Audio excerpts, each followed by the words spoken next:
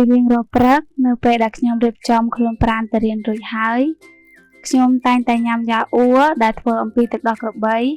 ពីព្រោះវាជំនួយដល់ការចងចាំនិងធ្វើឲ្យមានសុខភាពល្អព្រមទាំងជំនួយដល់សារពាង្គកាយឲ្យមានការលូតលាស់ល្អផងដែរហើយយ៉ាអ៊ូទឹកដោះក្របីនេះផលិតនៅក្នុងសហគមន៍ខ្មែរ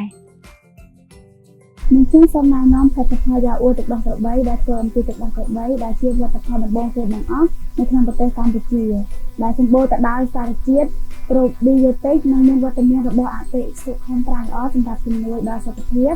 សម្បូរទៅដោយសារជាតិប្រូតេអ៊ីនវីតាមីនខ្លាញ់ល្អនិងសារជាតិរ៉ាយថូនិកនិងជំនួយដល់ប្រព័ន្ធនិស្សំប្រឆាំងនឹងជំងឺផ្សេងៗជំនួយដល់ប្រព័ន្ធរំលាយអាហារជាពិសេសប្រទេសវៀនជំនួយដល់ឆ្អឹងបេះដូងនិងសុខភាពស្បែកផលិតផលយ៉ាអ៊ូទឹកដោះក្របីផលិតនៅក្នុងសហគមន៍ជនយុវជនគុំប្រចាំវិស័យសុខភាពស្បែកហើយកំពុងធំបើបងប្អូនមានចំណាប់អារម្មណ៍សូមទំនាក់ទំនងតាមលេខទូរស័ព្ទ097 63 34 724លេខ Telegram 097 63 724គឺអាចទំនាក់ទំនងតាម Facebook ក្នុងទីឡានយ៉ាអ៊ូទឹកដោះក្របីគាំទ្រកសិផលក្នុងស្រុកដើម្បីសុខភាពមាំមួន